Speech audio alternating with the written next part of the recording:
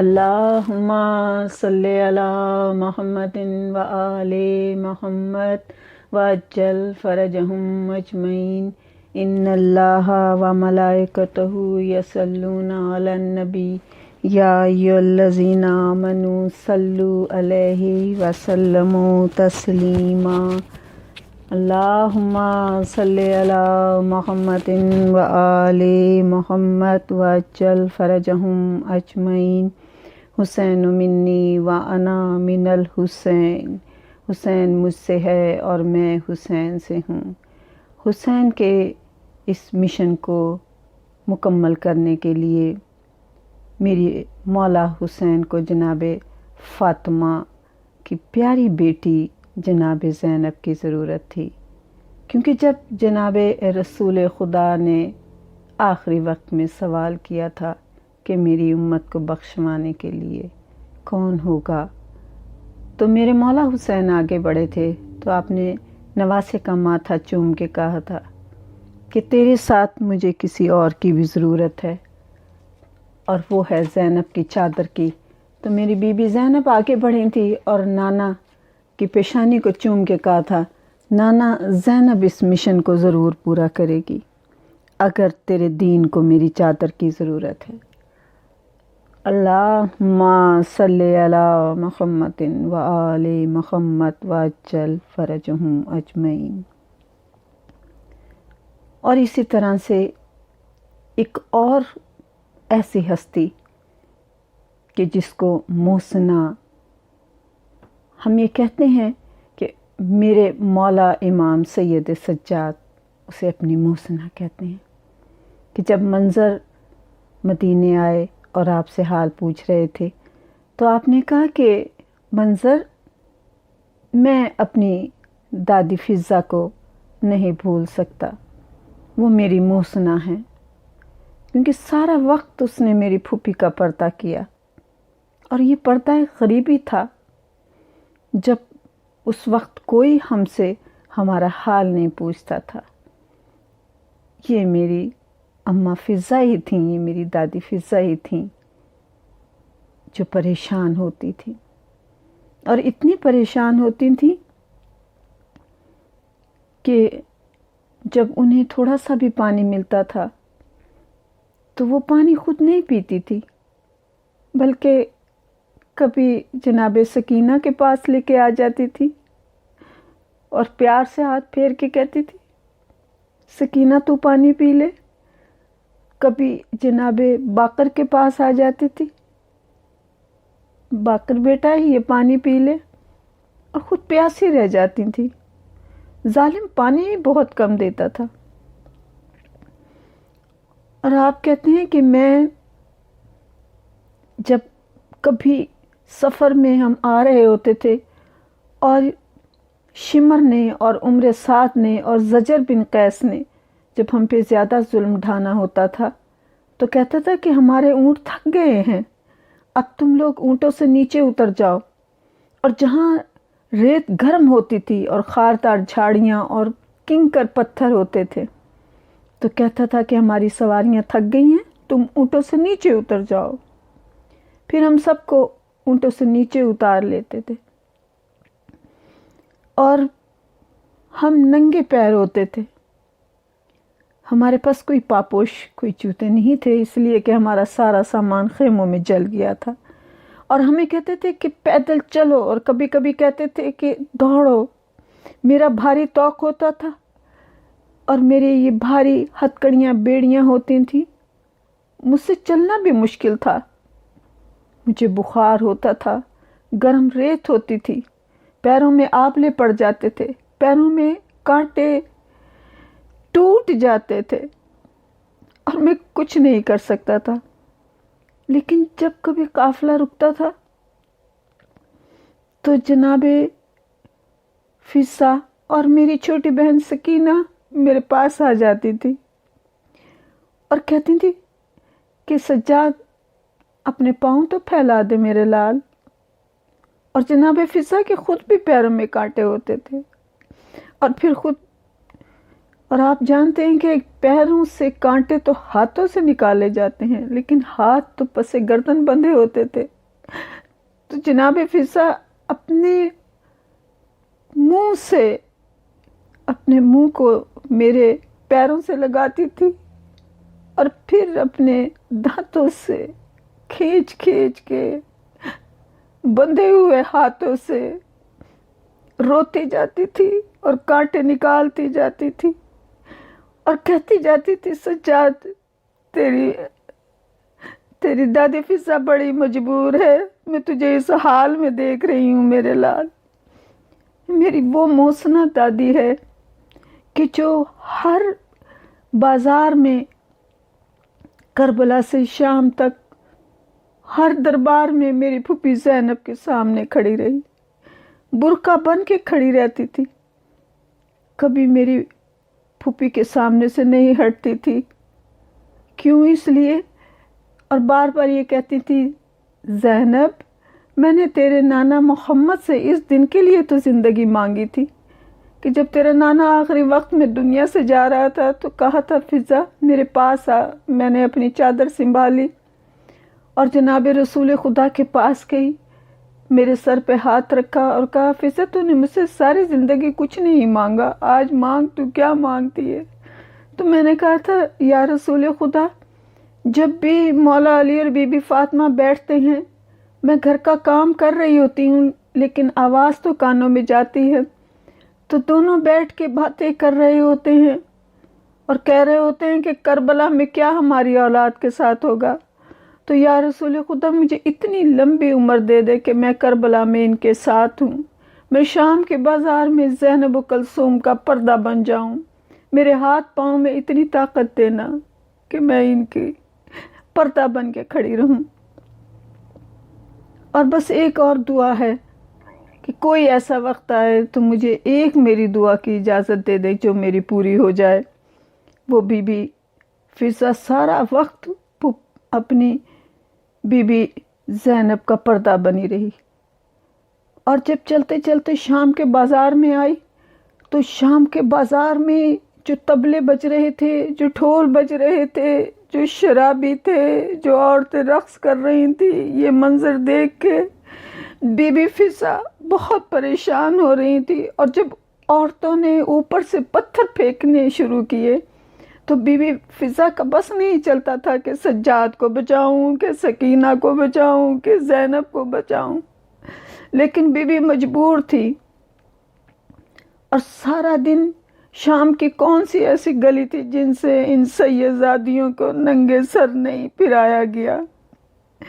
جتنا جتنا شام کا وقت بڑھتا جا رہا تھا اتنا ہی اتنا ہجوم بڑھتا جا رہا تھا، کہیں سے گزرتے تھے پھر وہاں پہ رستہ تنگ ہوتا تھا، ہر موڑ پہ ازدحام ہوتا تھا، تو دوسرے موڑ پہ جاتے تھے وہاں پہ اس سے بھی زیادہ ازدحام ہوتا تھا، اور جب پتھروں کی بارش ہوئی ہے تو میری بیویوں کے سر سے خون جاری تھا، کسی کا کندھا زخمی تھا، کسی کا بازو زخمی تھا، کسی کی کمر زخمی تھی۔ جب زیادہ بھیڑ بڑھ گئی تو ظالموں نے کہا کہ انہیں اونٹوں سے اتارو، ایک لمبی رسی لائی گئی اور اس رسی میں کسی کا بازو تھا، کسی کی کلائی تھی اور کسی کا گلا تھا، اس طرح سے یہ باندھتے چلے گئے۔ میری جناب فضا جناب زینب کے آگے کھڑی تھی اور سب جناب سکینہ کے گلے میں رسی تھی، اور پھر سید سجاد کی کمر سے رسی باندھ دی گئی تھی، اور زجر بن قیس ان کو ایسے کھینچ رہا تھا کہ میرے مولا سجاد کہتے ہیں میں ایسا لگتا تھا جیسے ہم ترک و روم کے کوئی ایسے غلام اور کنیزیں ہیں کہ جن کا مالک مر گیا ہو۔ اس طرح کھینچتے ہوئے ہمیں باب سعد تک، یزید کے دربار تک لے کے آئے، لیکن جب اندر جانے کا وقت آیا تو کہا کہ نہیں، ابھی دربار سج رہا ہے، ابھی کچھ آفیسر ہے، کوئی رئیس ہے، کوئی سفیر ہے جنہوں نے ابھی آنا ہے، ان کے آنے کا انتظار ہو رہا ہے۔ سیدزادیاں اسی دروازے کے پاس کھڑی رہیں، کہتے ہیں میری بیوی جس پتھر پہ کھڑی تھی. جب میری بیوی نے اس پتھر پہ سے اپنا پاؤں ہٹایا تو پتھر پہ خون ہو چکا تھا. یعنی پیروں پہ اس قدر ورم آ چکا تھا اور پیروں میں چبھے ہوئے کانٹوں نے زخم کر دیے تھے. ساری بیویاں چکی کھڑی تھی کیونکہ جناب سکینہ کے گلے میں جو رسی تھی وہ بہت تنگ تھی. 15 اذانیں سیدزادیوں نے اسی جگہ کھڑی رہی. لوگ آتے رہے، منادی اعلان کرتا رہا، باغی ہیں جس نے ظلم کرنا ہے کر لو، باغی آ گئے ہیں جس نے ظلم کرنا ہے کر لو. یہ اعلان بار بار ہو رہا تھا. جس کا جو ظلم کرنے کا ارادہ تھا وہ پورا کر رہا تھا. بے غیرت کھڑے ہوئے تماشا دیکھ رہے تھے. سیدزادیاں سر جھکائے کھڑی تھی اور میرا سید سجاد خون کے آنسو رو رہا تھا. پھر اعلان ہوا کہ اب دربار میں جانا ہے. جب دربار کے دروازے پہ میری بیوی زینب پہنچی اور آپ نے اندر دربار کا منظر دیکھا، کیونکہ یزید نے اپنا نیا تخت بنوایا تھا، نیا تاج بنوایا تھا، نئی خلتیں بنوائی تھی، نئی پردے لگوائے تھے، اور اس نے اپنے سارے ملکوں کے وزیر سفیر بلائے ہوئے تھے. سونے اور چاندی کی کرسیاں لگائی ہوئی تھی اور اتنی ساری روشنیاں تھیں کہ ایسا لگ رہا تھا کہ دن ہوا ہوا ہے. اور شراب عام کی ہوئی تھی، سب کے ہاتھ میں شراب کے جام تھے. جب میری بیوی زینب نے یہ منظر دیکھا تو آپ نے کہا سید سجاد میرے ساتھ کبرا ہے، میرے ساتھ رباب ہے، میرے ساتھ ام لیلا ام فروا ہے، میں کیسے اندر جاؤں؟ اور یہ وہ میری بیوی ہے کہ جو سارا وقت بازار میں چلتے ہوئے یہ حوصلہ دیتی رہی تھی بھابھی کو اور بیٹیوں کو، اور بار بار کہتی تھی ام لیلا تیرا علی اکبر مارا گیا ہے، ام لیلا لیکن ہاں میں زینب تیرے ساتھ ہوں، ام فروا تیرا قاسم مارا گیا ہے لیکن میں زینب تیرے ساتھ ہوں، ام رباب تیرا اصغر مارا گیا ہے لیکن میں زینب تیرے ساتھ ہوں. لیکن اب جب یہ شرابی ماحول دیکھا، نہیں سجاد میں اندر نہیں جاؤں گی، میرے ساتھ میری بھابیاں میری بیٹیاں ہیں، میں کیسے شرابی دربار میں جاؤں؟ کسی غیرت مند سے پوچھو کہ کس طرح سے وہ برداشت کرے گا کہ شرابی ماحول اور اس میں اس کی ماں بہن جائیں. یہ حوصلہ میرے سید سجاد کا تھا، اور اس سید سجاد کا جو کبھی ننگا سر پھوپھی کا نہیں دیکھ سکتا تھا، جو غیر مردوں کی آواز نہیں سن سکتا تھا کہ میری ماں بہنیں سنیں. اس سید سجاد کا یہ امتحان تھا. میری بیوی نے انکار کیا کہ ہم اندر نہیں جائیں گے، تو شمر اپنا تازیانہ لے کے جناب سید سجاد کے پاس آیا اور کہا اپنی پھوپھی سے کہہ کے اندر چلے، ورنہ پھر میں یہ شمر اب کہتا ہے یہ تازیانہ مارنا شروع کرتا ہوں. اور جیسے اس نے تازیانہ اٹھایا، میرے مولا سید سجاد نے اپنے ہتھ کڑیوں بیڑیوں کو سنبھالا اور پھوپھی کے پاس آ کے کہا پھوپھی ذرا بابا کے سر کو دیکھ لینا. میری بیوی نے دیکھا بھائی کے سر سے آنسو جاری تھے. ایک دم میری بیوی جو زمین پہ بیٹھ گئی تھی کھڑی ہوئی اور کہا اچھا سجاد، 21 رمضان کو بابا نے مجھے کہا تھا کہ جب تو دربار میں جانے لگے تو مجھے آواز دے لینا، میں ذرا بابا علی کو اس وقت آواز دے لوں. جب مشکل وقت ہوتا ہے تو بیٹیوں کو باپ بہت یاد آتا ہے. میری بیوی نے نجف کی طرف رخ کر کے کہا کل کے مشکل کشا بابا، اے بابا علی اس وقت زینب بہت مشکل میں ہے، اب تو اس کی مدد کے لیے آ جا. میری بیوی نے دربار میں یا علی مدد کہتے ہوئے قدم رکھا. جب ظالموں نے، یزیدیوں نے اور وہ لوگ جو بیٹھے ہوئے تھے دربار میں، جب ہتھ کڑیوں بیڑیوں کی آواز سنی، جھنکار سنی، تو سب کی نظریں اس قافلے کی طرف تھیں، اس اجڑے ہوئے قافلے کی طرف تھیں، ان بیویوں کی طرف تھیں. اندر منادی اعلان کرتا ہوا آگے آگے جا رہا تھا کہ باغی کے گھر والے آ گئے ہیں، اور یہ اعلان کرتا ہوا خوشی سے آگے تھا اور سر حسین کو آگے آگے لے کے، خولی سر حسین کا لے کے جا رہا تھا۔ یزید تخت پہ بیٹھا ہوا تھا اور اس نے جا کے کہا کہ میں یہ سر حسین کا لے آیا ہوں۔ یزید نے وہ سر حسین کا ایک تشت میں سیڑھی کے اوپر رکھ دیا، خود تخت پہ بیٹھا تھا اور سر حسین ایک سیڑھی پہ رکھ دیا، ہاتھ میں شراب تھی، اور چاروں طرف دیکھ کے کہتا ہے کہ مجھے مبارکباد دو کہ میں نے حسین کو قتل کر دیا ہے، اور دیکھو آج میں نے اپنے بدر والوں کا بدلہ لے لیا ہے، آج میں نے ان کا بدلہ لے لیا ہے کہ جنہوں نے ان کو مارا تھا، میرے اجداد کو مارا تھا۔ اور نہ یہ بنی ہاشم پہ کوئی وحی آئی تھی اور نہ ہی کوئی پیغام آسمان سے آیا تھا، یہ ان کا حکومت لینے کا ایک ڈھونگ تھا۔ میری بی بی اور میرے مولا سید سجاد اس جگہ کھڑے کیے گئے جہاں ترک و روم کے قیدی کھڑے کیے جاتے تھے، غلام کھڑے کیے جاتے تھے۔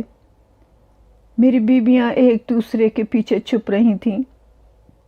جناب سید سجاد دیکھ رہے تھے کہ سکینہ کی گردن بہت زخمی ہو رہی ہے۔ آپ نے ایک دفعہ یزید کو دیکھ کے کہا، اے یزید، اگر جناب رسول خدا اس دربار میں آ جاتے اور ہمیں اس حال میں دیکھتے کہ جس طرح تو نے ہمیں رسیوں سے جکڑا ہوا ہے تو کیا کرتا؟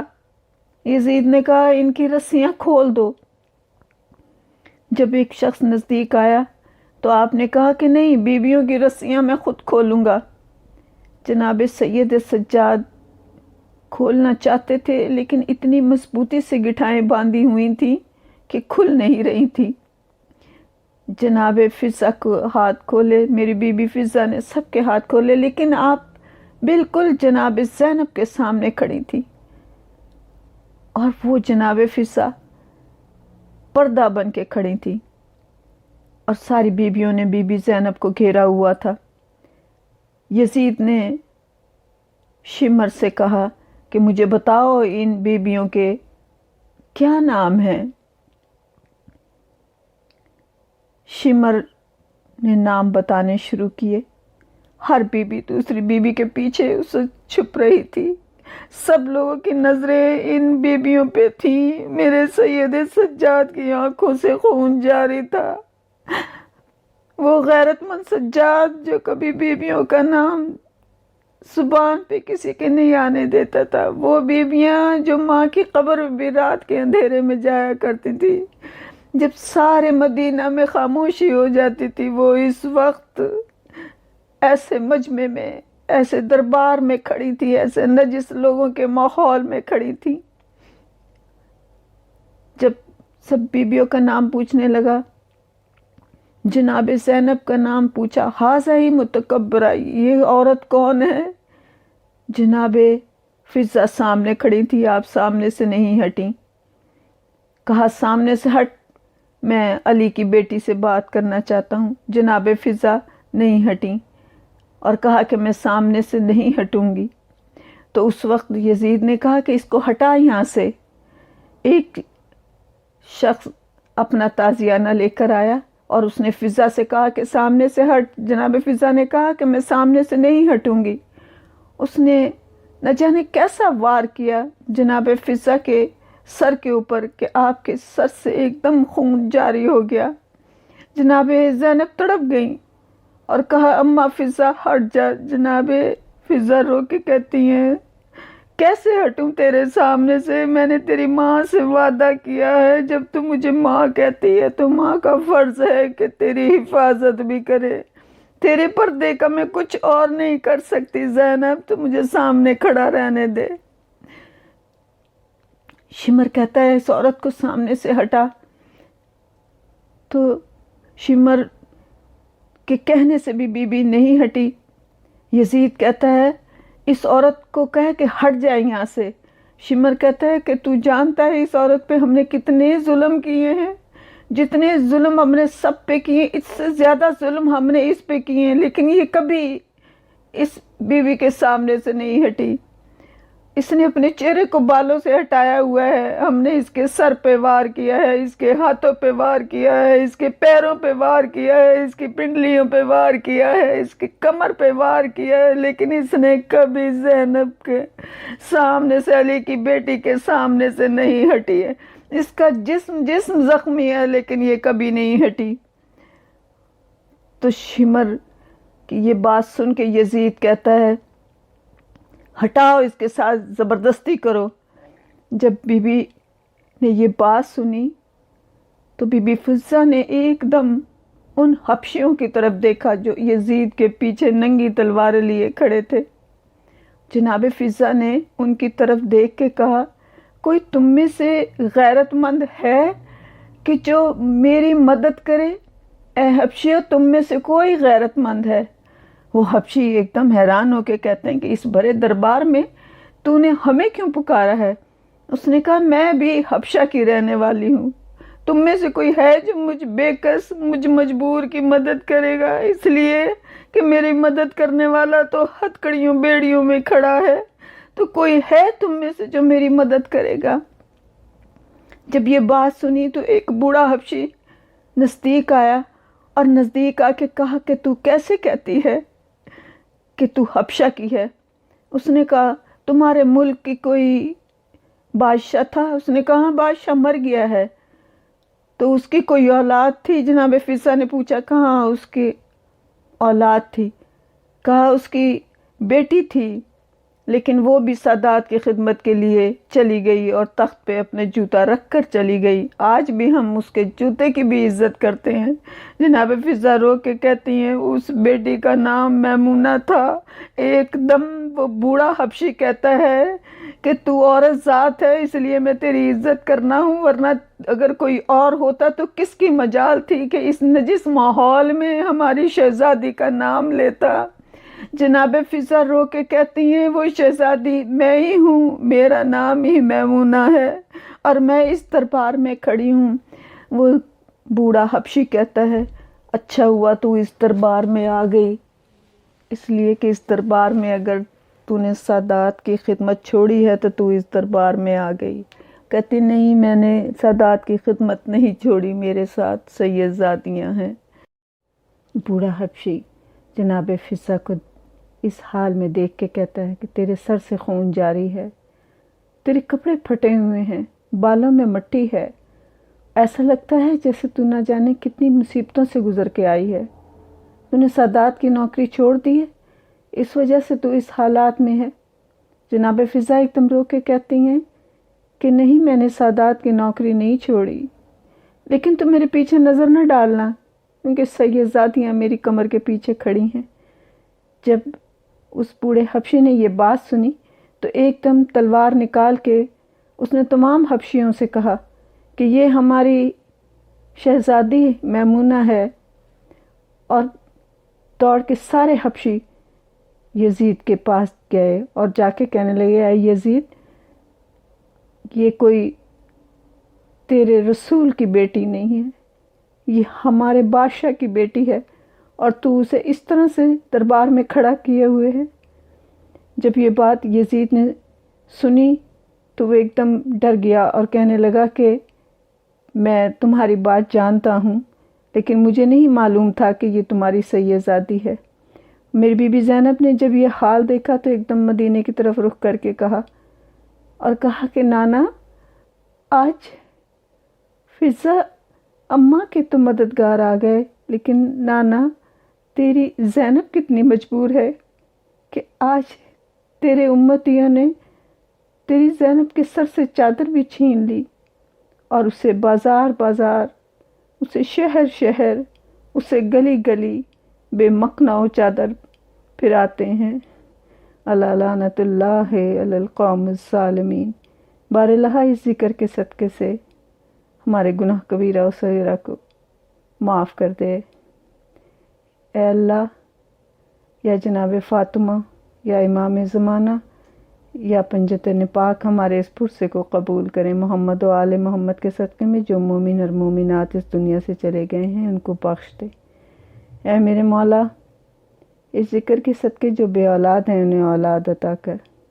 اے میرے مولا، جن کے گھر میں رزق کی تنگی ہے انہیں رزق عطا کر۔ اے میرے مولا، جو مقروض ہیں ان کے قرض ادا کر۔ اے میرے مولا، جو پریشان حال ہیں ان کی پریشانیاں دور کر دے۔ اے میرے مولا، ہر بیمار کو بیمار کربلا کے صدقے صحت عطا کر۔ اللہم صلی علی محمد و آل محمد، اور ہماری عاقبت بخیر کرے۔ اللہم صلی علی محمد و آل محمد وعجل فرجہم اجمعین۔